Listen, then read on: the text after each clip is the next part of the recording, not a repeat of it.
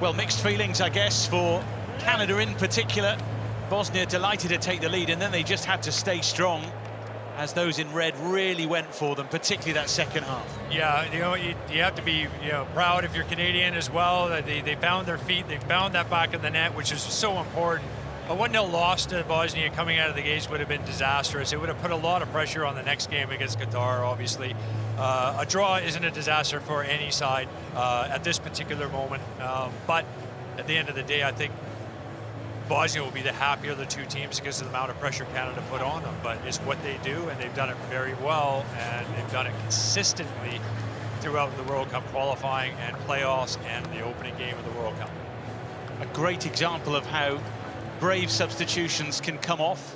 In other games, sometimes you make those changes, the game can go away from you, but it did make a difference for Canada, didn't it? The way that Jesse Marsch brought certain players on at certain times, and they brought something extra to the table. You're absolutely right. You live and die by your decisions, and I think they made some very good decisions and very offensive and very aggressive and confident. He puts a lot of confidence in his side. He believes in his team. He believes in the squad, and I think he's going to that is going to be a big boost for the squad, to the fact that they made some really important substitutions and they show the depth that they have in competition for spots moving forward in the next match against Qatar and then Switzerland. Intriguing to look at the numbers after a game like this, with Canada very much with the upper hand in certain ways. And in terms of attempts on target, neither goalkeeper overly worked during the course of the game, but both sides taking one chance when it came. That will be the frustration from the red side here, was that they certainly had more opportunities but didn't get more goals. Yeah, and that unfortunately has been the narrative and what we've talked about for weeks coming into this World Cup, and even in the warm-up games. So against Ireland, you would say that Canada had the best of play, probably should have picked up the win and ended up with a draw, and could have potentially lost it if it wasn't for Max Kripo making a good save. Last summer against Tunisia in this very stadium, another good performance from Canada, end up with a draw, and we should have picked up the win.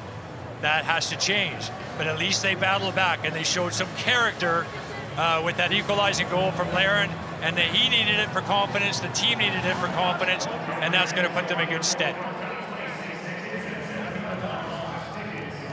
He's clearly proud of elements of today, trying to pass on some learnings as well. And in the forefront of his mind now will be recovery to get going for the next game. The same for Selesainya Babak as well, the Bosnia and Herzegovina head coach. Challenges ahead for both of these sides in a group that's hard to call, but you'd expect both teams to do well in it. You would absolutely, and it's gonna, you have to understand tournament football. It's different than club football. It's a long tournament, and you got to manage it. You got to manage everything external, what's happening outside the white lines, and everything that's happening inside it.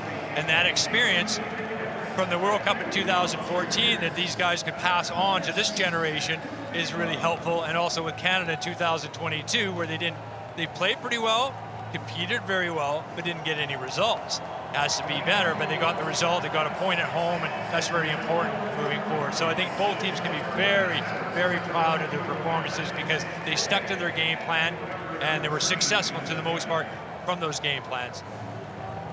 First international goal for Lukic in the first half for Bosnia. A goal with his first touch for Kyle Larin in the second. He didn't score with 47 touches at the last World Cup, but he made a difference today. Somebody who will cherish that moment because he wasn't in great goal-scoring form before the tournament. Edin Dzeko clearly not fit enough to be thrust into the action today. I'm sure we'll see him at some stage during the course of the weeks ahead. And we'll see what these two sides continue to produce at this tournament. Certainly, from what we've seen today, you would suggest that we won't see dull matches when either of these teams step onto the field. No, because Jesse Marsch doesn't change that, and it's been